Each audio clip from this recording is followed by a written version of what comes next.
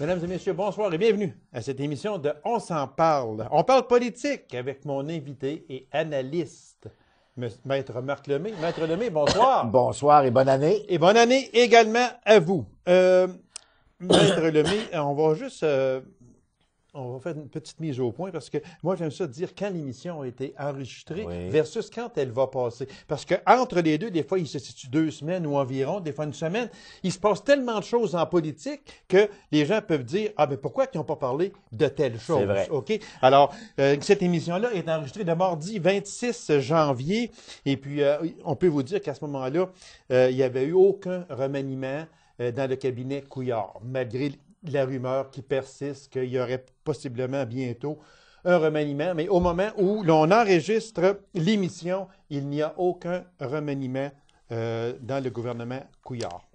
Mais je pense que quand elle va passer, elle passe le 3 février. Je pense que ça, c'est la semaine prochaine. Je pense pas qu'il va y avoir eu un remaniement. S'il y aurait eu en avoir un, il aurait fallu que M. Couillard annonce. Et là, il est en Italie après avoir été à Davos. Mais OK. Disons...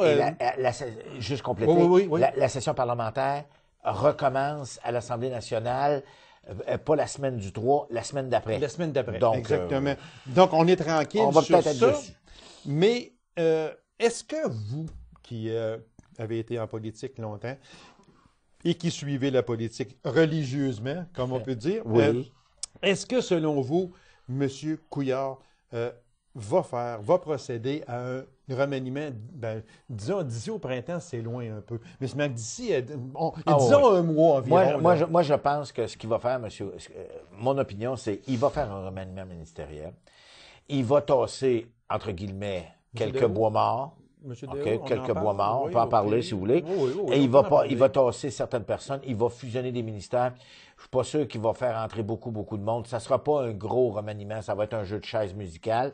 Et probablement, je pense qu'il n'y a pas le choix que sa nouvelle députée, Mme Anglade, qui a été élue, je pense qu'il faut qu'elle grimpe au Conseil des ministres. Et également, le député dans la région de Québec qui a été élu également. Alors, ça veut dire qu'on pourrait... Est-ce qu'on pourrait sacrifier M. Daoust? Ah oui. Moi, je pense que M. Daoust s'en va. Je pense que Mme Thériault, je pense malheureusement, je pense qu'elle n'est pas revenue. Elle est fatiguée, elle est malade, elle a eu de gros ministères. Le gros problème, c'est de savoir qu'est-ce qu'on fait avec M. Moreau. Est-ce qu'on lui donne les deux? Parce que vous avez entendu parler, il voulait faire un ministère de l'Intérieur avec le ministère des... Mais c'est trop gros. Ah, ça serait bien trop gros. Parce que, j'arrête là tout de suite après.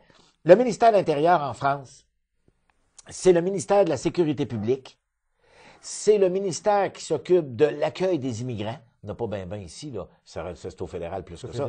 Alors, et c'est lui qui s'occupe de tout ce qu'il appelle contrôle policier, etc., etc. Il ne s'occupe pas des infrastructures, puis des aqueducs, puis des égouts, lui-là. Non. Alors, moi, je pense, et surtout que le ministère des Affaires municipales, il est tellement gros, il y a tellement de choses importantes. Moi, je pense que M. Couillard va dire à M. Moreau, fais un choix. Je te laisse le choix que tu veux. Lequel des deux tu prends? Moi, je pense qu'il va prendre la sécurité publique. Alors, et pour Mme Thériault, moi, c'est une personne quand même que j'admire beaucoup. Elle a eu de gros ministères. Elle était vice-première ministre. Là, elle est partie depuis 1 mois et demi, 2 mois. Elle était au bout de son rouleau. Elle était fatiguée. Elle a eu à gérer la fameuse crise de l'évasion des droits. Ça a fait beaucoup couler. Ça a fait couler beaucoup d'encre. Et on lui a tapé sur les doigts beaucoup aussi. Mais moi, je pense que Mme Thériault était passablement épuisée. Je pense qu'elle a le droit d'être épuisée. Oui, je pense qu'elle vit des choses difficiles. Alors, moi, là, qu'on lui laisse un petit repos pendant quelque temps, puis qu'on la laisse vice-première ministre, ce qui serait quand même pas pire. Puis ça pourrait lui donner une chance de revenir. Mais je pense que pour les affaires de l'État, actuellement, M. Couillard, honnêtement, là, je regarde ça depuis 1 an, là. Je pense pas que c'est le PQ qui le dérange beaucoup. Puis la CAQ, on arrive au PQ, là. Regardez, M. Lemay, c'est que je prenais juste avant d'entrer en onde, il y a environ 1 heure passée, on parlait à LCN. Depuis presque 1 an, et un dernier sondage qui vient de sortir, le Parti libéral était à 37 versus 27-29 pour le Parti québécois. Et le non était à 63 %. Ça veut dire que, est-ce qu'on peut dire que M. Couillard, malgré tout ce qu'on reproche au gouvernement en place, est-ce qu'on peut dire que M. Couillard est bien en selle ou est-ce qu'on peut dire que M. Péladeau ne fait pas, je ne dirais pas ne fait pas la job, excusez l'expression anglaise, mais on s'attendait peut-être à plus de lui. Est-ce que c'est ça? Il y a eu beaucoup d'espoir qui ont été mis dans la personne de M. Péladeau. Hélas, pour M. Péladeau, il ne vient pas du sérail, traduction française. C'est pas un gars qui vient du PQ nécessairement, qui est arrivé en pleine campagne électorale, que Mme Marois a sorti comme un lapin de son chapeau. Il s'est présenté dans Saint-Jérôme. Ça lui a beaucoup plus nuit qu'aidé. Ça ne l'a pas aidé beaucoup. Et là, il se retrouve chef du Parti québécois après une fausse campagne à la chefferie qui pour moi, est inutile. Et là, il y a de la misère à faire sa place au sein du PQ. Je pense que pour M. Péladeau, c'est extrêmement difficile ces temps-ci. Parlons pas de ses problèmes personnels. Non, mais parlons. Mais que ça vient de sortir quand même. Ça sort en même temps. Il y a de la misère. Abris fiscaux qui sortent également en même temps. Tout arrive en même temps. C'est ça, exactement. Et donc, il y a, comme dirait quelqu'un, Seigneur, épargne-moi de mes amis, je vais m'occuper de mes ennemis ou vice-versa. Là. Mais là, il est en train de s'épargner de ses amis et là, il y a beaucoup de difficultés. C'est pas facile pour lui. Pendant ce temps-là, M. Couillard, il vogue sur une mer tranquille. Oui, et c'est vrai que, bon, il y a eu des choses qui ont été faites. Moi, j'ai l'impression qu'il faut qu'ils réinvestissent maintenant. Et là, ça presse. Et là, ça presse. Parce que là, il y a des choses vraiment, là, le Québec. Mais, encore là, M. Couillard va attendre qu'est-ce qui va se passer avec le budget fédéral de M. Morneau au mois de mars. Il n'y a pas le choix. Alors, on parle d'un programme d'infrastructure. M. Trudeau a rencontré M. Coderre récemment au niveau du pipeline, mais au niveau d'autres choses. Oui. M. Morneau a fait le tour du Canada au niveau de ce qu'on appelle ses consultations prébudgétaires pour savoir comment s'enligner. Puis il y a un premier ministre qui a rempli le Canada de promesses. De promesses. On peut dire terrible parce qu'il n'a pas des milliards et des milliards. Mais des milliards, mais en plus de ça, il a dit que le déficit ne serait pas plus que 10 milliards. Et là, ça risque d'être un plancher, ça risque de descendre, de monter plus que ça. Puis d'autant plus qu'il a dit, ça devrait être autour de quelques 10 milliards. Mais quand on parle de, si c'est 12 ou 10, c'est 2 milliards de différence. C'est énorme. Selon moi, on parle plus de 20 que de 10. Voilà. Alors, imaginez-vous.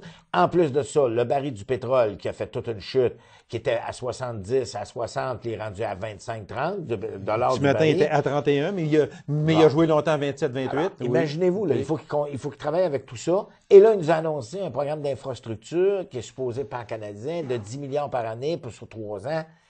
Wow! Là, moi, j'ai hâte de voir ce budget-là. On aura l'occasion d'en parler, c'est sûr. Et les provinces ont hâte de le voir aussi. Parce que c'est un programme d'infrastructure, ça a toujours été un tiers.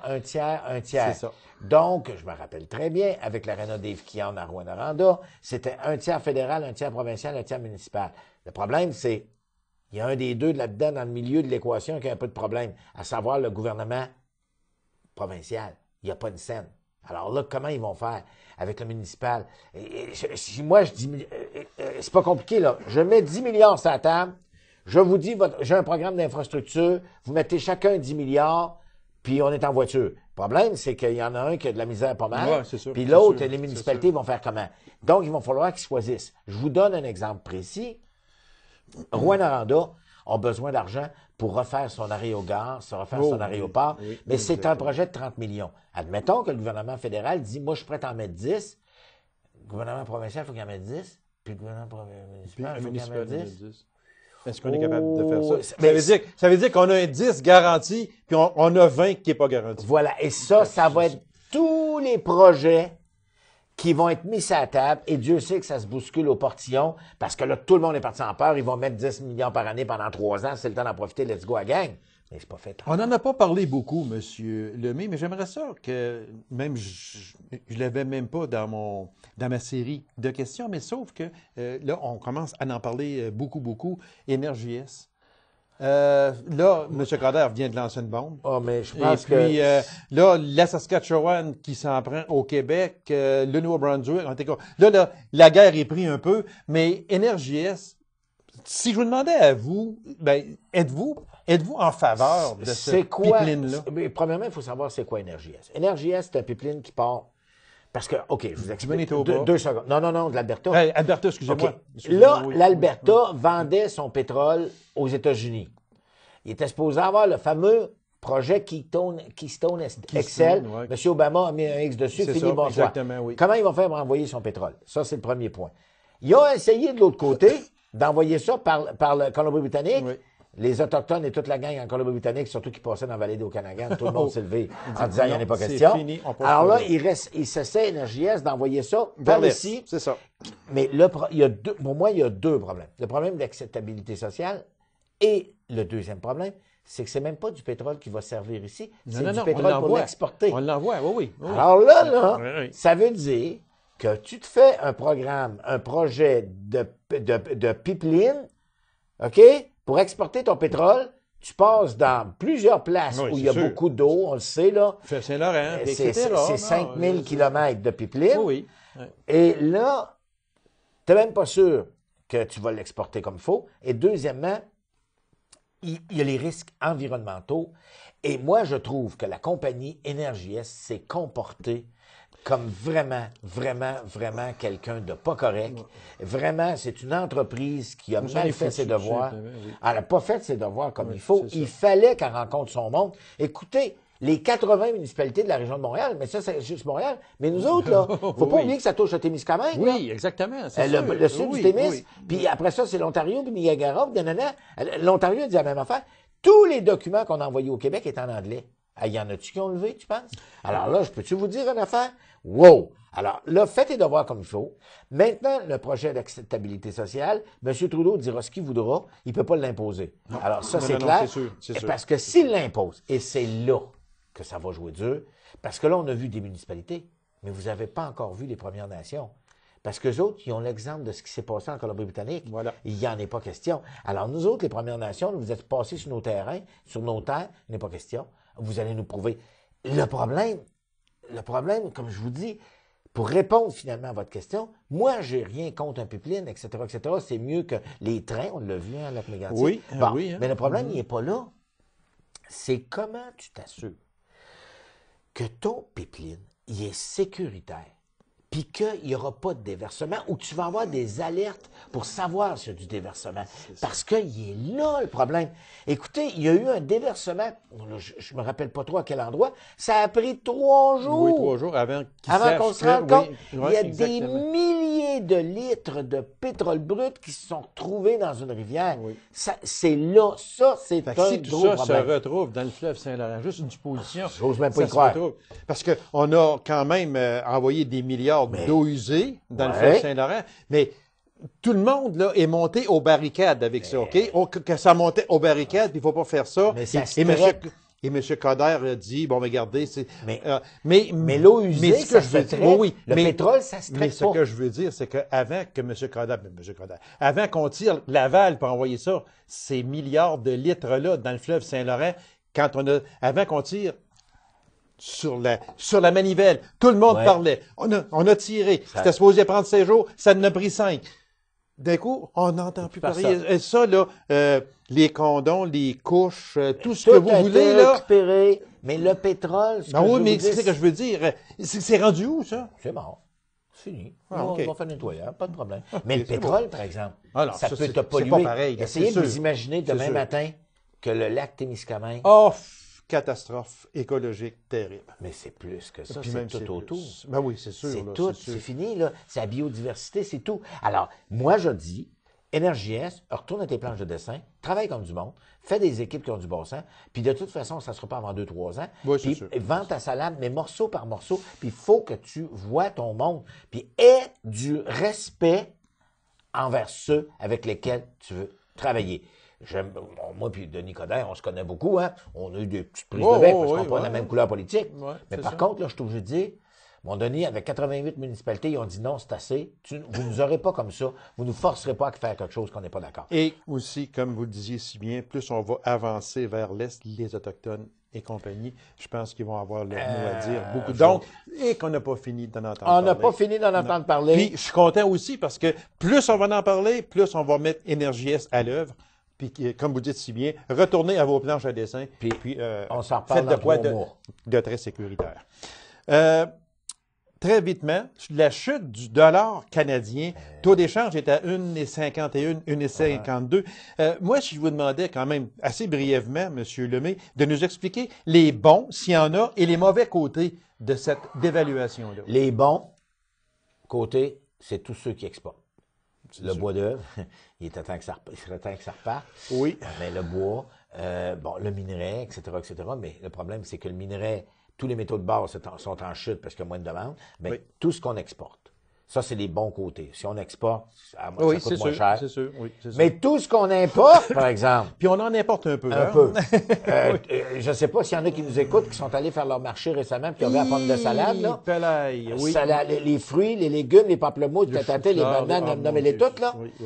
Peux-tu vous dire que ça coûte... Ça vient des États-Unis. Ben, oui, la majorité, mais voilà. États-Unis, Mexique. Et Mexique aussi. Et donc, ça transite par les États-Unis. Voilà. Et le gros, avec l'accord sur le libre-échange, les ententes sont faites que ce qui prime, tout est fait en dollars américains. Voilà. Ça se transige en dollars américains. On ne parlera pas des salaires des joueurs de hockey, là, qui sont bien contents de jouer pour le Canadien de Montréal puis qu'ils sont payés en dollars US. Juste un exemple, Subban à 9 millions coûte 13 millions. C'est exactement ça. Alors, plus en passant. Vous avez raison, mais c'est ça pareil. Alors, ça, c'est les mauvais côtés. Tout ce qu'on importe nous coûte cher.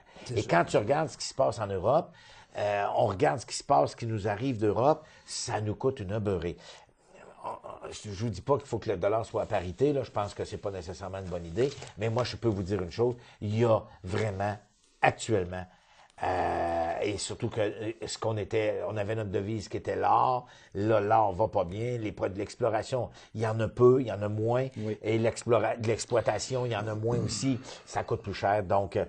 Et dois-je ajouter, là, je finis là-dessus, Bombardier avec sa C-Series, ça va-tu pas bien? Ça va-tu pas bien parce qu'il n'a pas vendu, puis là, ça coûte des milliards. Puis dont le Québec a injecté 1 milliard, le fédéral 3 milliards. Non, il n'a pas encore fait. Il n'a pas encore fait. On attend le budget. On aura l'occasion d'en parler. Ça rentre dans le programme d'infrastructure. M. Morneau va nous arranger ça. Oh, pas sûr, moi, pas sûr. Monsieur Lemay, deux sujets que je veux parler absolument. On commence par le fonds vert ou le registre provincial des armes à feu. Bon. Tant qu'elle me fait massacrer aussi bien commencer par le fonds vert, ça va aller plus vite. OK, c'est beau. Fonds vert, ça va bien. Pas de problème. D'autres questions?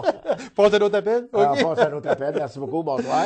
On va aller avec le fonds vert, OK? Parce que moi, j'aimerais que vous nous expliquiez c'est quoi que le fonds vert, c'est quoi sa mission et surtout, est-ce que sa mission est respectée? Parce qu'ici, là, j'ai des affaires, moi, ici, là, qui sont vraiment...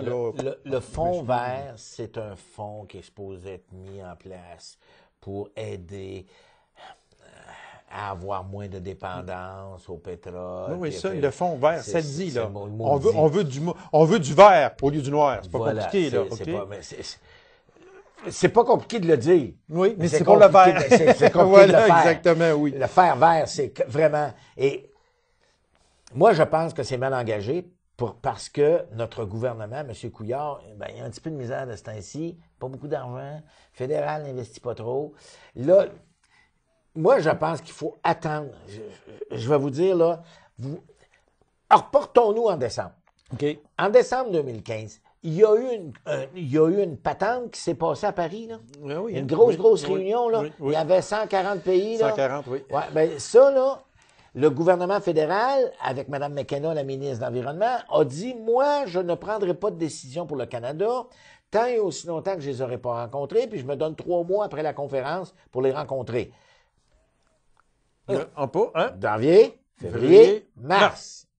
Oups, mars. Budget, mars. Budget.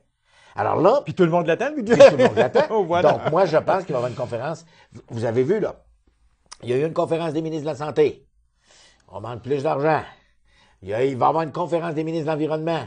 Comment on va mettre en place les décisions de Paris sur la protection de l'environnement, la mise en œuvre, etc. Le fonds vert rentre en plein là-dedans. Bien, exactement. Mais c'est parce que moi, ce que j'ai ici, une pluie de subventions. On a pris cet argent-là pour donner des subventions, entre autres 2,3 millions pour remplacement des avions HS-748 par un Dash 8, etc. Bon, et puis, on peut en trouver d'autres, j'en ai ici en masse. Là. Mais c'est pas moi, je suis pas certain que ça fait avancer beaucoup. la protection de l'environnement. Non, mais c'est ça. On ne savait pas quoi faire avec. C'est que là, on s'en va en dehors de la mission. Oui, absolument. Absolument. Et moi, je pense que ça, c'est un autre exemple où monsieur, la position officielle est un peu faible là-dessus, là, puis la position de la CAQ aussi, puis moi, puis Québec solidaire a beau essayer de crier, là, il crie dans le désert de ce temps-ci, là, et c'est comme crier dans le parc La Vérandrie entre le domaine, puis OK, c'est correct. Pas grand monde qui vous entend. Bon. OK. Fait que, on passe à autre chose. En fin de compte, pour faire un résumé, au moment où l'on se parle, le fonds vert n'est vraiment pas utilisé comme il devrait. À sa mission première. Absolument. Bon, l'émission est terminée. Regardez, mais il me reste un sujet encore à parler. Il m'en reste plusieurs, monsieur, mais un sujet... Celui-là, vous y tenez beaucoup. Non, mais c'est parce que... les gens, ils tiennent... Les associations de chasse et pêche, ils tiennent beaucoup. Vous voyez pas le sourire narquois de cet individu, mesdames et messieurs. Il y tient. Oui, on va en parler du registre. C'est parce que déjà, ceux qui s'en rappellent pas... Est-ce qu'on le dit? J'ai déjà été député fédéral. Je me suis fait ramasser par mon chef. Notre ex-député fédéral qui était ici lorsque le registre des armes à feu est sorti au fédéral, il y avait une petite sortie qui était contre ce registre-là, mais son chef qui s'appelait... À l'époque, M. Duceppe, il a... Non, pas fait. Rentre dans le rang, rentre dans le rang. Tout d'un coup, monsieur était d'accord pour... Non, monsieur a toujours dit, puis il l'a toujours dit, même en caucus, sans dévoiler le secret du caucus, moi, je pense qu'il y a des choses que le registre des armes à feu au fédéral était inutile, nul. Pour moi, ça ne servait à rien. Là, on veut faire la même chose. On passe de 2 millions à 2 milliards. Mais on veut le faire au Québec. On fait bien des farces quand même, là, mais le sujet est quand même très important parce que là, on veut le faire au Québec. Là, les associations de chasse et pêche, etc., montent encore aux barricades.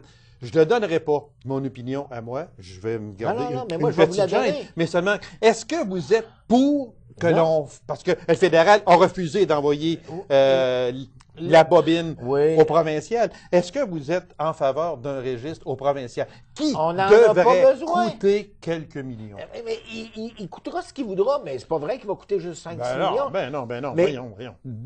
Moi j'ai toujours dit, pourquoi faire ce que Paul fait si bien, demander à Jacques de l'améliorer?